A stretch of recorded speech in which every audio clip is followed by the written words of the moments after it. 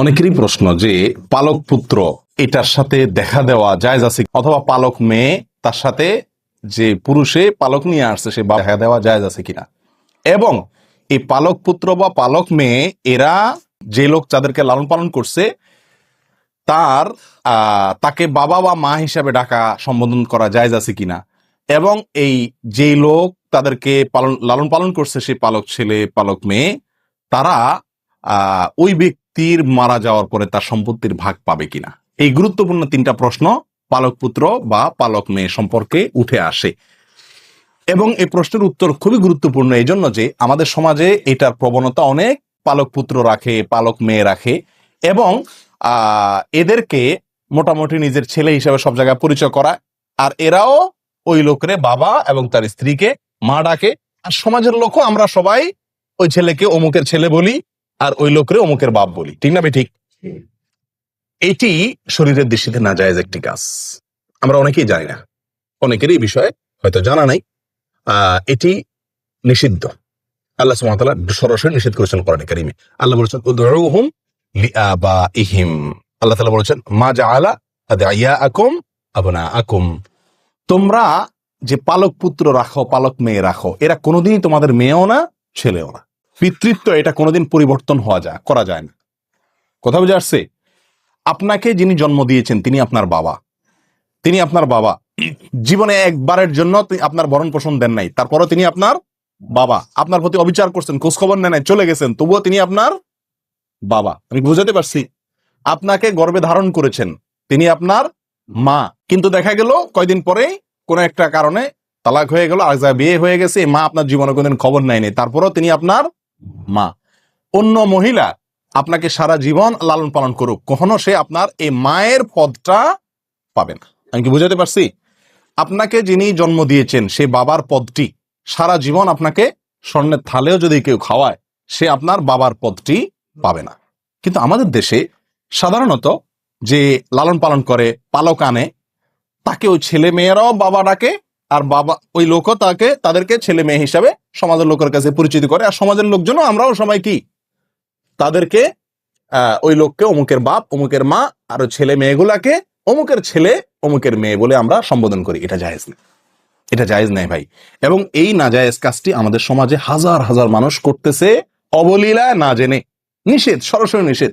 নবী সাল্লাল্লাহু আলাইহি সাল্লাম যায়েদ ইবনে হারেসাহ রাদিয়াল্লাহু তাআলা আনহুকে পালক আনছিলেন, পালক আনার মতো এরকম তাকে লালন পালন করছিলেন। লোকেরা সাহাবীরা সবাই বলা বলি করতে শুরু করছে যায়েদ ইবনে মুহাম্মদ, যায়েদ ইবনে মুহাম্মদ মানে মুহাম্মদ সাল্লাল্লাহু আলাইহি সাল্লামের ছেলে, এরকম বলা শুরু করছে।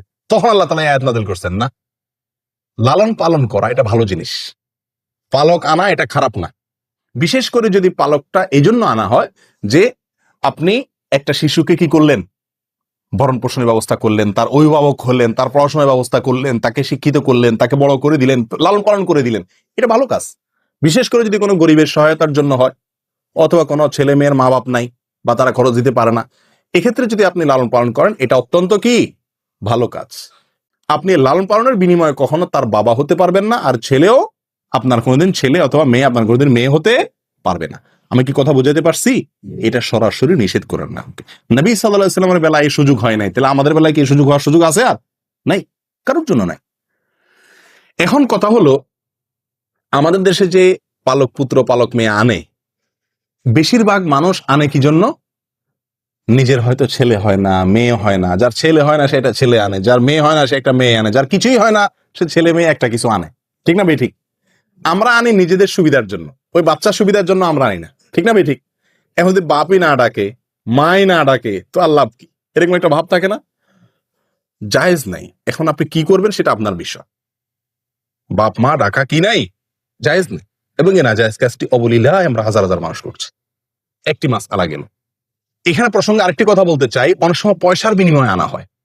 খেয়াল করছেন আপনারা যে গরিব মানুষ তার বাচ্চাটা কিনে নিয়ে আসে, এটা আরেক হারাম কাজ। মানুষ ক্রয় বিক্রয় করার কোনো অধিকার ইসলাম আপনাকে দেয় নাই। যে মা বিক্রি করছে, যে বাপ বিক্রি করছে, তারাও কবিরা গুনাহ করছে, আর আপনি এটা পণ্য নয়, আপনি কিনছেন, আপনিও গুনাহগার। আমি কি বুঝাতে পারছি? হ্যাঁ, সে তার সন্তানটা আপনাকে লালন পালন করার সুযোগ দিছে, আপনার কাছে আছে, সে হিসাবে আপনি তা কি করলেন?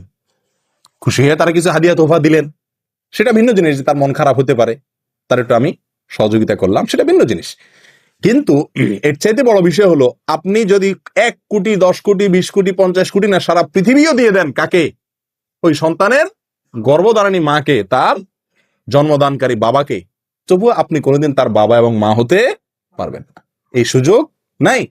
মনে চাইতেছে বাচ্চা পালন করার, পালাতে বাধা নেই, কিন্তু বাবা হতে পারবেন না, মাও হতে পারবেন না। দ্বিতীয় কথা হলো, এই যে সন্তানটা, এই সন্তানটা বড় হইলে, ছেলে হইলে, ওই যে মহিলার ঘরে লালন পালন হয়েছে, সে মহিলার সঙ্গে তার পর্দা করা কি ফরজ, কারণ এই সন্তান তার কি না, পেটের সন্তান না। আবার যদি মেয়ে লালন পালন করে, তাহলে যে বাবা মতো যে লালন পালন করছে, যার বাসা লালিত পালিত হয়েছে, ওই পুরুষের সাথে এই মেয়ের দেখা দেওয়া কি হারাম। আমি কি বুঝাতে পারছি? কিন্তু এটার উপরে আমল করে কে? এখন কথা হলো, একই ঘরে থাকলে এই ছেলেকে এই মেয়েকে সারা জীবন লালন পালন করলাম, ছেলের মতো মেয়ের মতো করে, তার বাপ মা খুশি হয়ে আমার কাছে লালন পালন করার সুযোগ দিছে, তো এটা কিভাবে সম্ভব যে তার সাথে পর্দা করব? আপনি তার সাথে পর্দা না করতে চান, এই ছেলে যখন ছোট ছিল, এই মেয়ে যখন ছোট ছিল, তার উপায় হলো তখনই তাদেরকে আপনার স্ত্রীর দুধ যে কোনো ভাবে চিবিয়ে চাবিয়ে কোন রকম দুধ খাওয়াই দেন, তাহলে আপনার দুধ সন্তান হয়ে গেল। এই ছেলে আপনার কি হয়ে গেল? এখন আপনি বাবা মাও বলা যাবে, দেখাও দেওয়া যাবে, কারণ দুধ সন্তানের সাথে দেখা দেওয়া যায়। ওই মহিলার যদি দুধ না থাকে, আপনার বোনের দুধ খাওয়াই দেন। কথা বুঝে আসছে?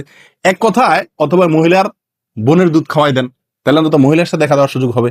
এক কথায় দুধ সম্পর্ক তৈরি হয়, এরকম কারোর সাথে দুধ খাওয়াই দেওয়ার ব্যবস্থা করতে হবে। তাহলে কি হবে? ওইটা ছোটবেলায় করতে হবে। তাহলে কি হবে? দুধ সন্তান হয়ে যাবে, এবং ওই সম্পর্কের কারণে আপনার তার সাথে দেখা দেওয়া কি হয়ে যাবে? জায়েজ হবে। নাম্বার 3, সম্পত্তির মালিক এটা কোনোদিনই হবে না। এই সুযোগ দুধ সন্তান হলেও হবে না। আমি কি বুঝাতে পারছি? আপনি এত কষ্ট করে ছেলে পারলেন, মেয়ে পারলেন, আপনার যত সম্পদ রেখে যান, এক আনি সম্পদে, এক বিন্দু সম্পদে এই বাচ্চা